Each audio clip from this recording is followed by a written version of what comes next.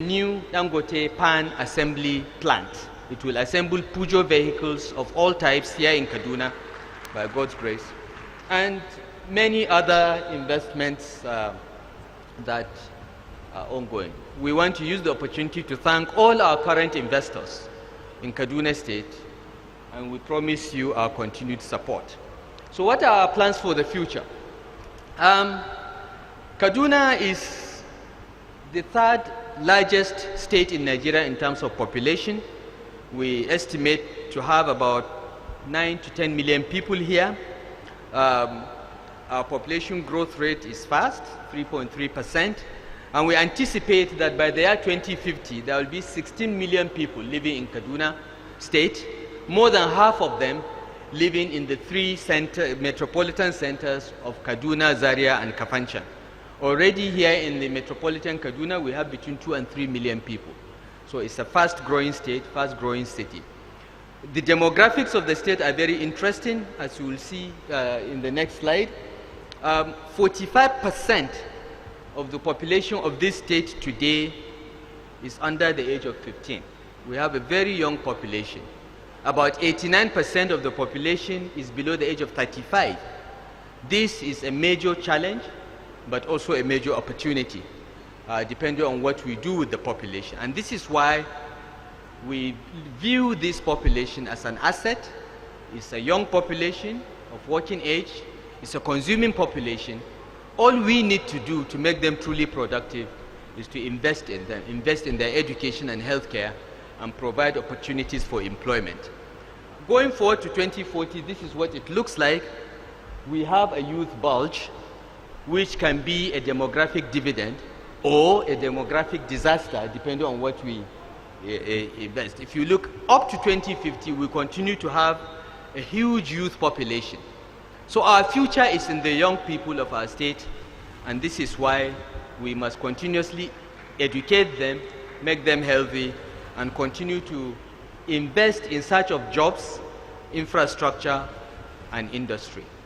And this is why one of the major highlights of this investment summit is our infrastructure master plan, 2018 to 2050. Last year, we presented the draft of this infrastructure master plan, and we have spent the last 1 year in consultations with citizens of the state and stakeholders, and we have finalized the master plan now. It is clear to us that given our current population dynamics and infrastructure deficit, we need to invest heavily in physical infrastructure.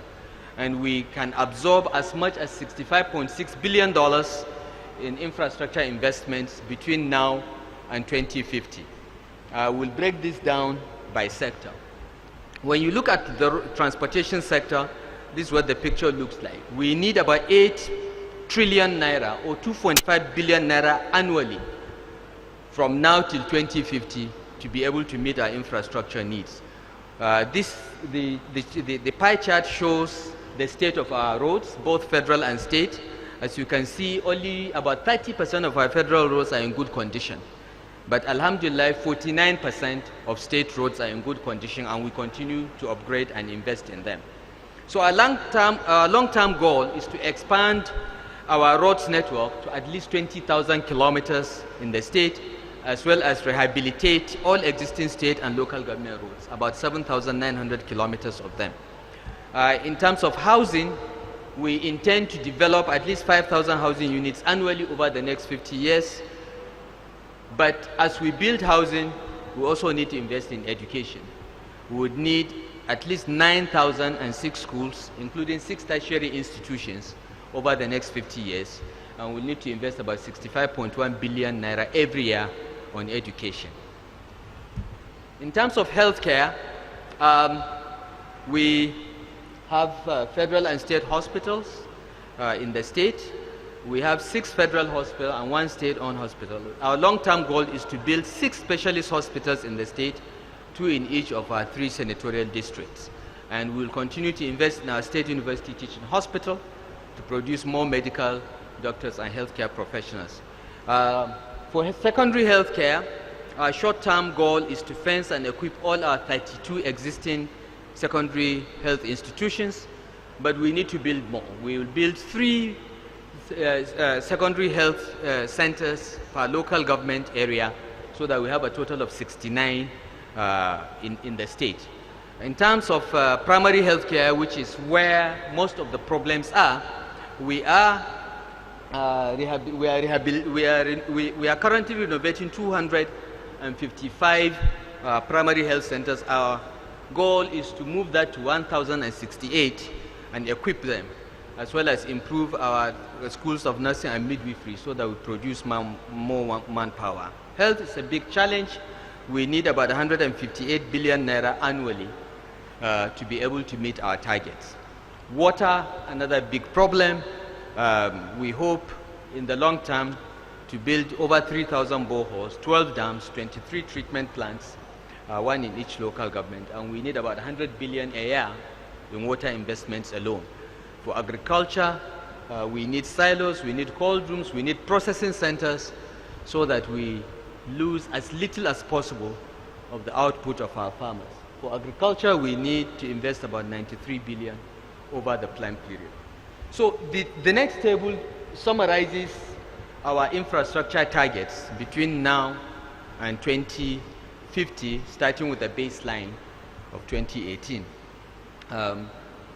Then we have an industrialization plan as well, because as we invest in infrastructure and physical and human capital, we must also think of the future. How do we industrialize? How do we create future jobs in a world that is changing very, very rapidly?